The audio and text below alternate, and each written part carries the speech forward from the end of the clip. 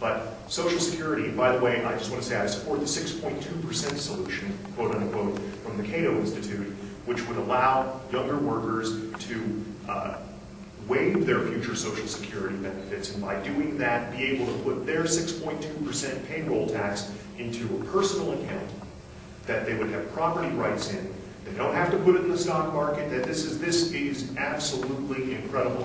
Oh, you don't want to do that? I mean, our language has been perverted, because if you listen to, in particular, the Democrats on this, government spending these days isn't government spending, it's investment. Okay? The government spending is investment, but then when they talk about investment, what's real investment? It's not investment, it's gambling. It's gambling. Pay no attention to the fact that the stock market, and I know it's driving me crazy these days, I can tell you that much, but you got to keep in mind that the stock market has never returned a negative return over any 20-year period subsequent to 1925. From 1926 to 1926 to 1945, 1927 to 1946. Every 20-year period subsequent to then, never has the stock market returned a negative return to investors. Yet the Democratic Party in particular calls this gambling. It is nothing of the sort. And it's an abuse of the English language to call it that.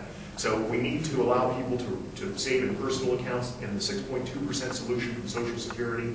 The employer's portion of the tax would go to fund current payments to retirees and also disability and survivors benefits. A plan like this has been reviewed by the Congressional Budget Office and says it would return Social Security to fiscal stability over the long run, and of course it would allow workers to accumulate funds and earn a higher rate of return than what they would earn by staying in the Social Security system. But one feature of this plan is that people who want to stay in the Social Security system can do so.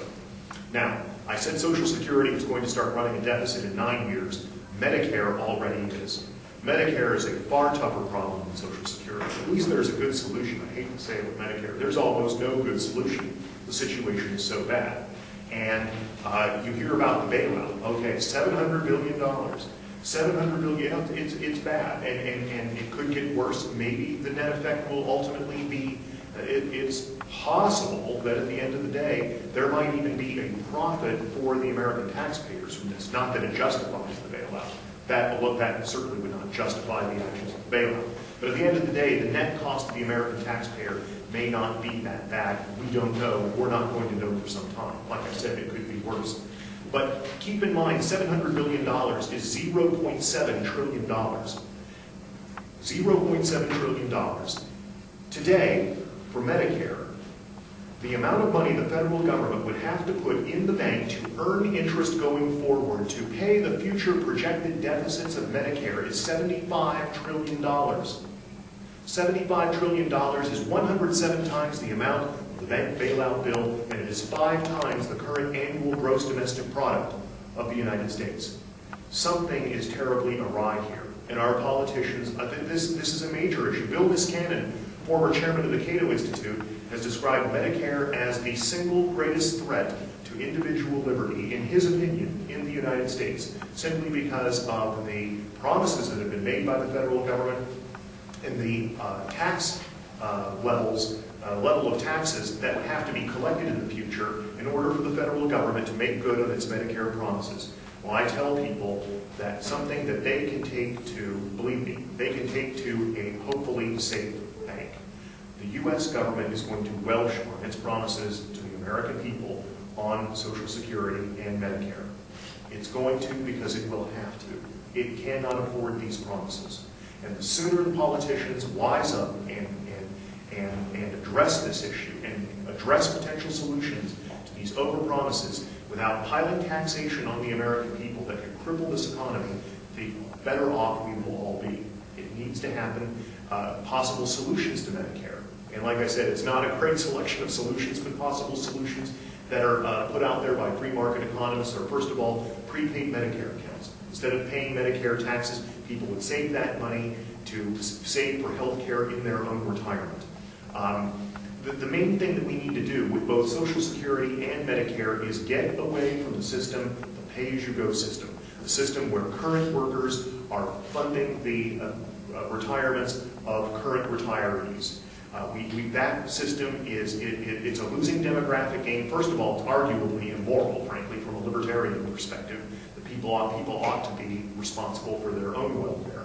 But it is a losing game in terms of the demographics of this nation. We are on our way. We're in the ballpark right now of 3 workers, down to about 3 workers for every retiree. We are on our way to sometime in the mid-21st century having 2 workers to every retiree. The demographics simply will not allow this system to flourish much longer, or to continue much longer. So other things that could be done to save funds for Medicare, it's unbelievable but true.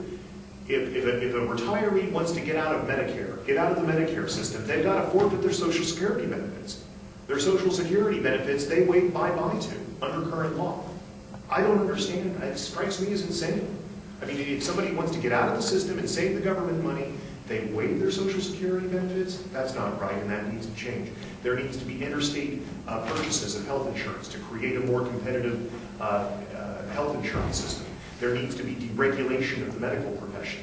There's so many ways through innovation that the private sector can save money in Medicare and in medical expenses generally, and these are the sorts of things, a voucher program. Instead of Medicare, we are in a system right now where 86% of all health expenditures in this nation are paid for by third-party payers. It has been shown that people will spend more in anything, but also in medicine. People will spend more if somebody else is picking up the tab.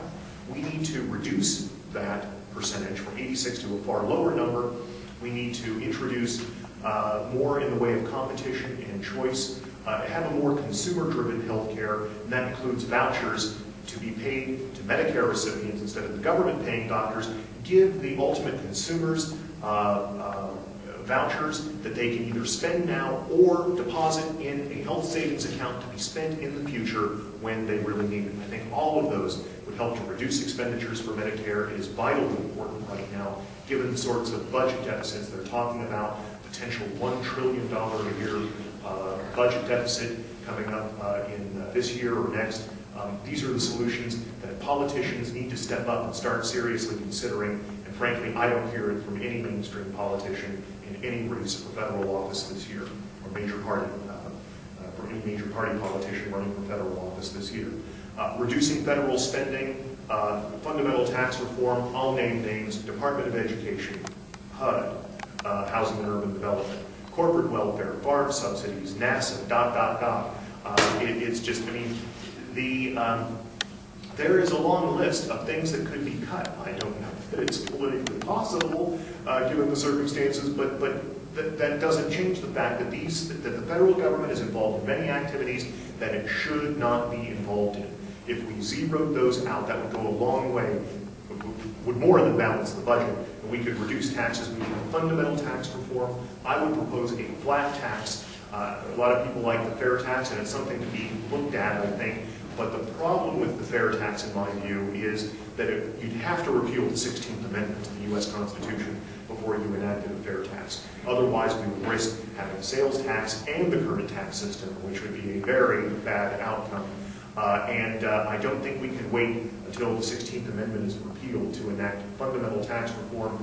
I don't know if you've looked at Obama's tax plan, but this is exactly the wrong way to go about fundamental tax reform. He wants to gunk up the tax code with a bunch of deductions and credits and things of that nature. No. We need a far simplified tax code. Do away with that stuff. Broaden the tax base. Lower tax rates. With a flat tax, with dividends and interest and capital gains not taxable to the individuals would be a tremendous stimulus to savings in this nation, and it would foster entrepreneurial activity, which we absolutely need. With the aging population that we have in this nation, we absolutely need more of that, and fundamental tax reform, lowering marginal tax rates is essential to that, and we need to move forward in that regard.